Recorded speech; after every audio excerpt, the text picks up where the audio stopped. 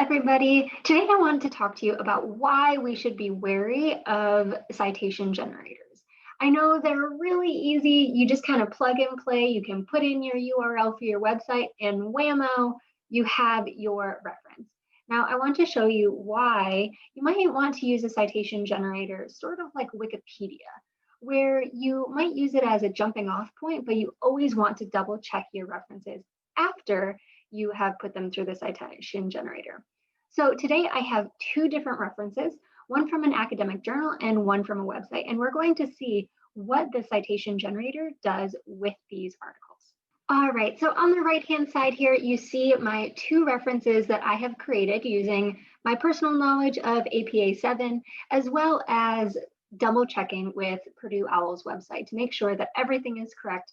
Now I'm going to go ahead and use a citation generator provided by Purdue OWL. So having it on their website specifically makes me think that it's more reliable than general citation generators such as EasyBib or Noodle or stuff like that.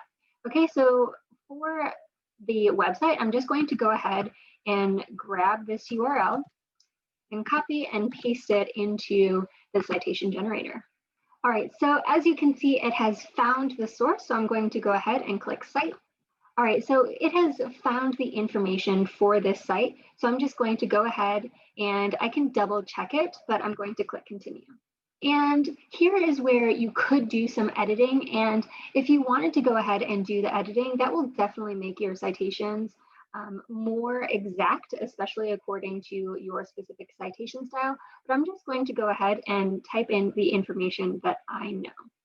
Now, I have to say this can be a little confusing, especially for my source that I have chosen, because the author is a corporate author. And in this specific case, they're looking for a first name, which I do not have. And they are also looking for the year of publication, which I also do not have. So I just went ahead and put ND for the year of publication, and I'm hoping that they'll be fine with me not putting in first name. Okay, so now that I have put in all the other information that they are asking for, I'm going to go ahead and click Complete Citation. All right, so here we have it. We have our citation right here. Fortunately, they were pretty good about being chill with me not having the first name of the author. But there's two things I'm going to comment on regarding this specific citation.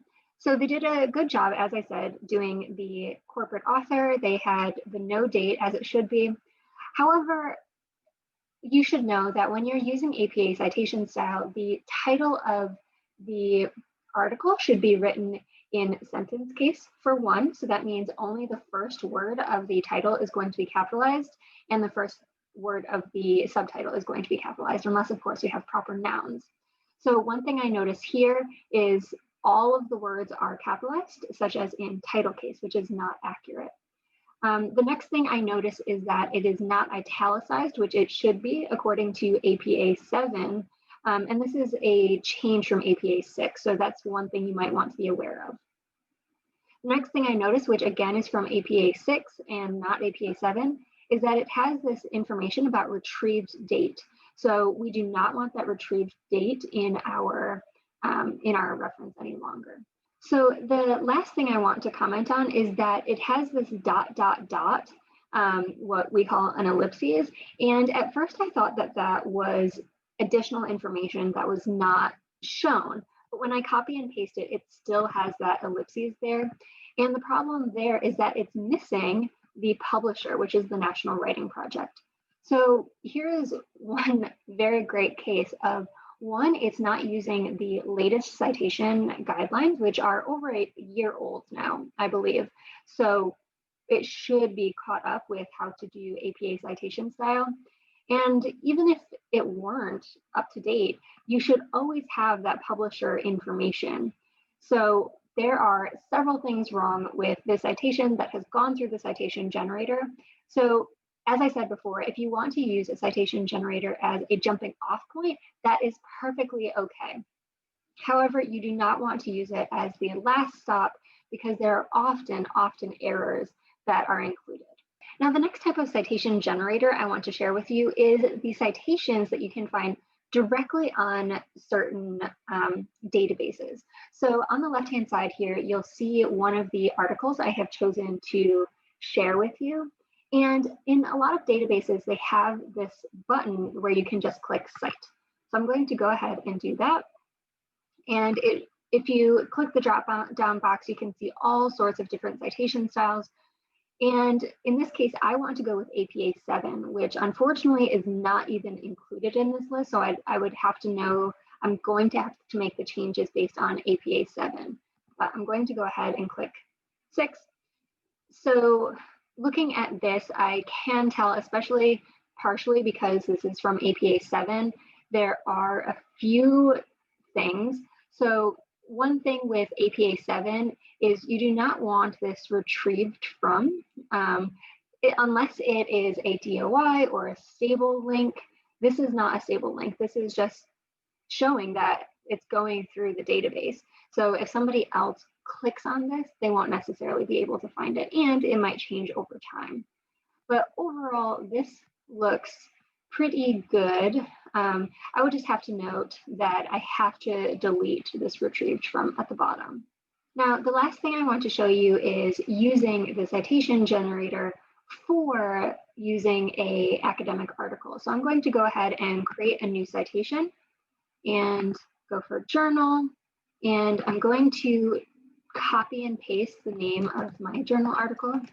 This is actually incredible because typically you would see it show up in the first several, since this is exactly the name of the journal article. So I'm just going to go ahead and click create manual citation. So I'm going to say that this is online, that I found the journal, and I'm just going to go ahead and copy and paste all of the information from my citation into the citation generator. Okay, so now that I have inputted all the information into the citation generator, I'm going to go ahead and click complete citation. So it says it needs review and that it has been created. So let's go ahead and look at what it has created. So I'm going to copy and paste this into my program. So, and we can compare between my first citation that I've done for this and the citation that the generator created.